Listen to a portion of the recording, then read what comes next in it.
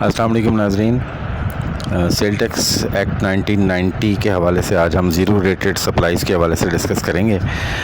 तो कुछ लोगों ने कमेंट्स भी किए थे, वो जानना चाह रहे थे कि ज़ीरो रेट सप्लाईज़ क्या होती हैं और इसका क्या मतलब है, उसके हवाले से सेल टैक्स एक्ट की क्या प्रोविजंस हैं। तो आज हम ब्रीफली डिस्कस करेंगे, तो मेरे साथ स्टे कीजिएगा एंड तक। और अगर आपने अभी तक मेरे चैनल को सब्सक्राइब नहीं किया तो सब्सक्राइब कर लीजिए। तो लेट्स स्टार्ट। सेक्शन 2 सब सेक्शन 48 में ज़ीरो रेटेड सप्लाई को डिफ़ाइन किया गया है, which means taxable supply which is charge to tax at the rate of 0% under section 4। तो ज़ीरो रेटेड सप्लाई वो होती है जिस पे टैक्स रेट जो है वो 0% होता है, और ये सेक्शन 4 में डिफ़ाइन किया गया है। यानी कि ये वो सप्लाईज़ हैं जो एग्जैम्प्ट नहीं हैं, बल्कि उन पे टैक्स अप्लाई होता है, लेकिन टैक्स अप्लाई होता है 0% के हिसाब से। अब सेक्शन 4 में ज़ीरो रेटिंग को डिफ़ाइन किया गया है। वो कह रहे हैं कि notwithstanding the provisions of section 3 except those of sub section 1A the following goods shall be charged to the tax at the rate of 0%। तो सेक्शन 3 में जो कुछ भी लिखा हुआ है, यानी charging of sale tax at the rate of 17% या जो भी परसेंटेज होगी उस हवाले से, एक्सेप्ट सब सेक्शन 1A। तो 1A को हम अलग से डिस्कस करेंगे। जो ज़ीरो रेटेड गुड्स होंगी जिन पे ज़ीरो रेट अप्लाई होगा वो कौन कौन सी हैं जी। नंबर 1, गुड्स एक्सपोर्टेड, यानी जो गुड्स आप एक्सपोर्ट करते हैं उन पे ज़ीरो रेट ऑफ टैक्स लगेगा। और goods specified in 5th schedule, या वो गुड्स जिनको 5th स्केड्यूल में स्पेसिफाई किया गया है। तो 5th स्केड्यूल को मैं बताता हूँ आपको। ये वो गुड्स होती हैं जो कि एग्जेम्प्ट इदारों को सप्लाई की जाती हैं। बी है जी, supply of stores and provisions for consumption abroad, a conveyance proceeding to a destination outside Pakistan as specified in section 24 of the Customs Act 1969। तो ऐसी सप्लाईज़ स्टोर्स की या प्रोविजंस की जो कि बाहर कंज्यूम होनी हैं, जिसमें एक कन्वेंस जो है वो बाहर जा रही है पाकिस्तान से बाहर, और section 24 of the custom act में इसकी डिटेल्स मौजूद हैं। यानी कि जो सप्लाईज़ बाहर कंज्यूम होनी हैं और वो किसी कंटेनर में या किसी जहाज़ वगैरह में बाहर जा रही हैं, तो उन पे ज़ीरो रेट के हिसाब से सेल टैक्स अप्लाई होगा। ये section 24 of the Customs act आप इसके लिए देख सकते हैं। और 3 में कह रहे हैं such other things at federal government by notification in the official gazette specify. तो फेडरल गवर्नमेंट ऑफिशियल गज़ट में स्पेसिफाई करके किसी और गुड्स को या किसी क्लास ऑफ गुड्स को ज़ीरो रेटेड गुड में ऐड कर सकती हैं। ठीक है। तो उसमें नॉर्मली ये होता है कि जी नेशनल सिक्योरिटी के हालात हों, अगर आपके नेशनल डिज़ास्टर हो, कोई फ्लड आ गया है या कोई इस तरह की सूरत हाल है, national food security in emergency situations and implementation of bilateral and multilateral agreements. तो इस तरह की सिचुएशंस में गवर्नमेंट, फेडरल गवर्नमेंट जो है वो नोटिफिकेशन के तहत किसी भी गुड को ज़ीरो रेटेड में लेके आ सकती है। देन सॉरी, इसको टाइटल को ज़रा इग्नोर कर दीजिएगा। सेक्शन 3(1)(a) की मैंने बात की थी। तो सेक्शन 3 चार्जेबिलिटी ऑफ टैक्स का, चार्जिंग ऑफ सेल टैक्स का है, और उस पर रेट्स जो हैं वो कितने होंगे, किस किस पे। 3(1)(a) कहता है subject to the provisions of सब सेक्शन 3 और ऑफ सेक्शन 8 और any notification issued thereunder where taxable supplies are made to a person who has not obtained registration number. यानी ऐसा शख्स जिसको सप्लाई की गई है वो रजिस्टर्ड नहीं है। There shall be charge levied and paid a further tax at the rate of 3% of the value in addition to the rate specified in section 1(1)(b), 2, 5, 7, 6 and section 4।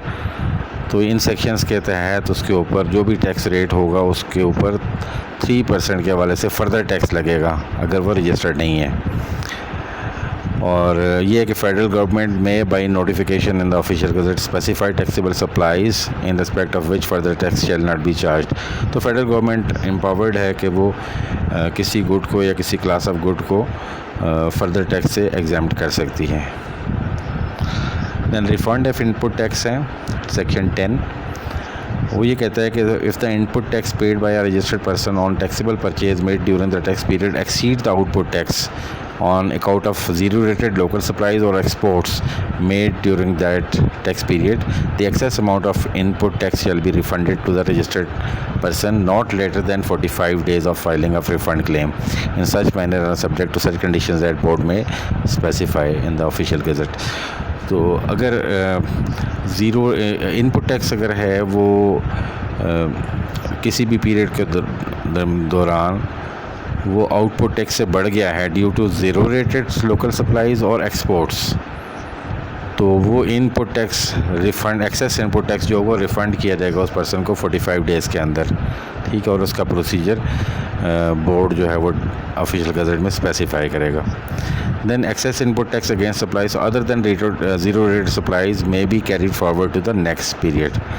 और अगर वो ज़ीरो रेटेड या exports नहीं है तो access input जो होगा वो कैरी फॉरवर्ड हो जाएगा नेक्स्ट मंथ में और उसको ट्रीट किया जाएगा input tax for the next period में, तो वो एडजस्ट हो सकेगा अगले महीने की आउटपुट टैक्स के अगेंस्ट। नेक्स्ट है जी, refunds will be adjusted against any tax payable default surcharge और पेनल्टी इफ़ एनी। हाँ, अगर रिफ़ंड बनता था और उसके अलावा उस टैक्स पेयर के ऊपर किसी किस्म का कोई टैक्स पेएबल है, सेल टैक्स पेएबल है या डिफ़ॉल्ट सरचार्ज है या पेनल्टी है, तो वो एडजस्ट करने के बाद रिमेनिंग अमाउंट रिफ़ंड की जाएगी। और नेक्स्ट कह रहे हैं जी, अगर FBR या बोर्ड ये बिलीव करता है कि टैक्स क्रेडिट या रिफ़ंड जो क्लेम किया गया वो एडमिसिबल नहीं था, तो उसके अगेंस्ट एक प्रोसीडिंग स्टार्ट की जाएंगी और वो 60 दिनों के अंदर वो कंप्लीट की जाएंगी। यानी इन्वेस्टिगेशन या ऑडिट होगा जो ये वेरीफाई करेगा कि वेदर उसने जो इनपुट या रिफ़ंड क्लेम किया है वो जेन्युइन था या नहीं था।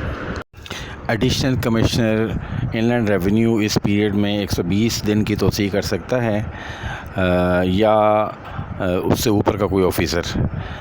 बोर्ड के पास ये पावर है कि वो मैक्सिमम इस पीरियड को 9 महीनों तक एक्सटेंड कर सकता है।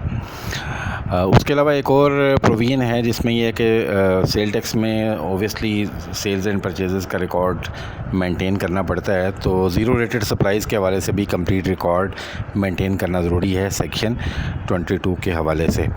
जैसे आपकी जो टैक्सेबल सप्लाईज़ हैं या एग्जेम्प्ट सप्लाईज़ हैं या जो परचेजेज़ हैं उसकी या उसके ऊपर टैक्स है उसका रिकॉर्ड रखना मेंटेन करना वो ज़रूरी है सेक्शन 22 में।